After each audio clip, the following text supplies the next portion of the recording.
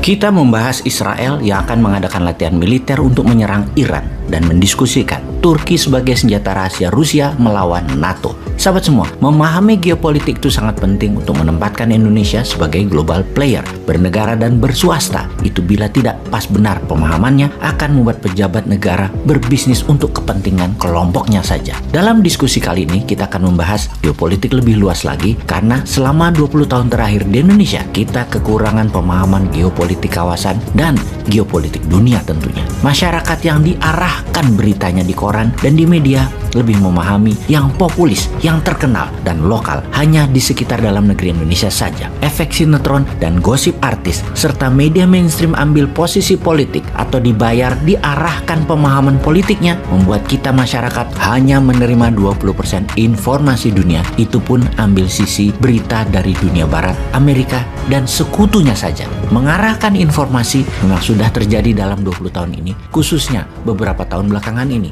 Ini semua kesengajaan strategi politik penguasa dan hal itu wajar. Misalnya, kita masuk sebentar ke dalam negeri. Tentang 2 tahun lagi kekuasaan akan pindah tangan. Maka pejabat saat ini, penguasa saat ini sudah mulai mengarahkan dukungannya ke Ganjar dan Erik sebagai pasangan 1 dan 2 di tahun 2024. Secara populis, Pak Ganjar cukup mumpuni. Secara finance, Erik cukup mumpuni. Dan hal ini penting untuk mengawal kesuksesan politik 8 tahun menjabat selama ini. Sekali lagi, hal ini baik dan wajar.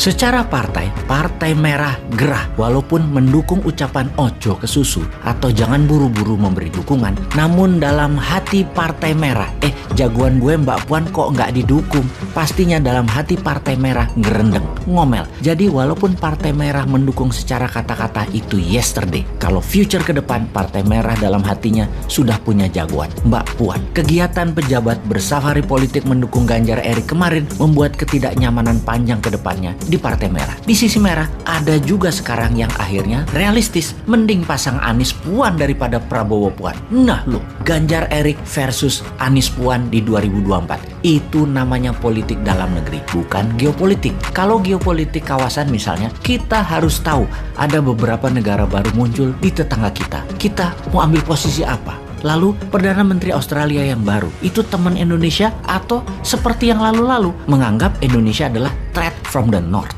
atau tindakan Singapura melarang UAS masuk ke Singapura itu bagian dari tekanan Amerika atau memang kebijakan dalam negeri Singapura. Nah, hal seperti ini penting untuk difahami bagi Indonesia sebagai langkah geopolitik kawasan agar tidak dikendalikan negara lain. Memahami geopolitik kawasan dan dunia, semua itu penting di dalam membuat Indonesia kelak menjadi negara superpower di tahun 2045. Atau hanya membuat Indonesia jadi negara pasar untuk membeli produk-produk hasil negara lain. Atau juga hanya jadi negara penyuplai bahan baku mentah seperti selama ini. Indeks manufaktur dan produksi industri hampir dikatakan tidak tumbuh. Hasil tambang, pertanian, dan perikanan kalau tidak diolah sebagai bahan jadi atau bahan setengah jadi, ya tidak ada nilai tambahnya.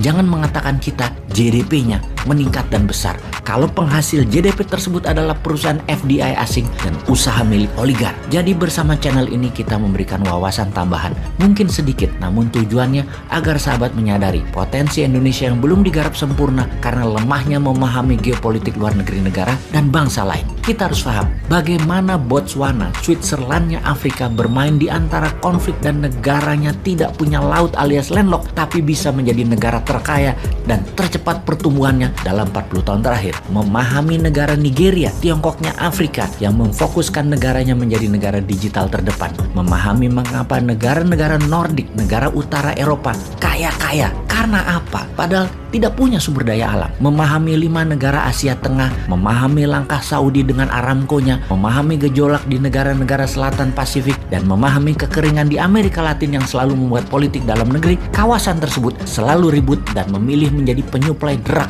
obat-obatan terlarang seperti dilakukan juga oleh Thailand, Tiongkok, Myanmar, dan Afghanistan juga. Ketika Iran dalam beberapa bulan ini meningkatkan bantuan senjata ke Hamas di Palestina dan Hizbullah di Lebanon, maka Israel mulai menjadi agresif. Israel adalah negara kecil dengan wilayah hanya sebesar Pulau Madura, dikelilingi 18 negara musuhnya secara ideologi. Maka untuk terus hidup, Israel menggandeng Amerika dan Inggris selalu di belakang mereka. Jadi tidak heran Di kawasan Timur Tengah tersebut, Amerika dan Inggris selalu bercokol dengan dalih kendali atas minyak bumi dan gas alam. Memang secara dagang, Amerika lah yang mengontrol 70% minyak bumi di dunia ini.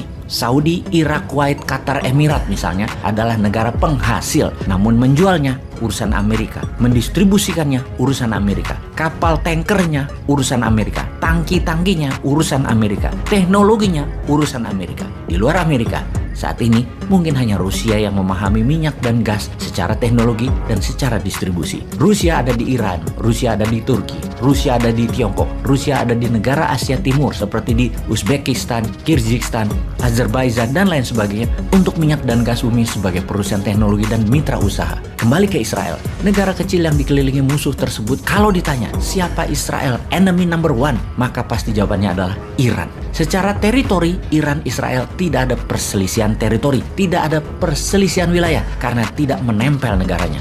Permusuhan Iran dan Israel adalah permusuhan ideologi. Keduanya sudah tahunan saling mengancam dan saling membunuh menggunakan operasi intelijen di banyak negara atas pejabatnya masing-masing. Bulan lalu, Ibrahim Raisi, presiden Iran, terang-terangan mengancam Israel yang sedang menekan Palestina.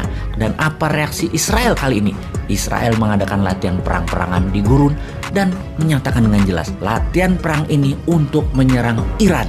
Codename operasi Israel kali ini disebut Chariot of Fire, di mana latihan perang ini mirip dengan drill atau tindakan militer Rusia sebelum masuk Ukraina, terbesar dalam sejarah Israel karena seluruh tentaranya dan pasukan cadangan wajib militer warganya ikut simulasi perang kali ini. Apa sesungguhnya tujuan Israel? Satu, sebagai pembiasaan high level readiness, kesiapan perang level tingkat tinggi. Dua, meningkatkan kapasitas tentara Israel. Dan ketiga, menyiapkan tentara Israel dan warganya untuk multi-front war dan perang jangka panjang jika semua ini terjadi. Israel mengatakan persiapan ini penting dan wajib dilakukan karena ancaman Iran makin meningkat karena memang Iran berencana menyerang Israel di masa Ibrahim Raisi ini serius digarap. Di mana jelas Raisi mengatakan Iran siap menyerang Israel kapan saja Iran mau lakukan. Just one wrong move Israel, Iran serang. Sementara di Yerusalem, sejak 2 bulan ini tegang. Suasana perang warga di bawah ancaman laras senjata Israel. Latihan militer itu akan diselenggarakan 29 Mei 2022 ini, di mana pasukan Amerika dan Inggris, bagian dari latihan perang tersebut, sudah hadirkan kapal induk, jet fighter, pesawat pengisi bahan bakar di udara, dan 3.000 tentara. Bahkan Joint Force Chief Army atau Panglima Tentara Gabungan Amerika mengirim Michael Kurilla akan ikut hadir dalam drill militer latihan perang kali ini. Sahabat, pesan apa yang kalian terima dengan informasi kali ini? Lalu Indonesia harus bagaimana?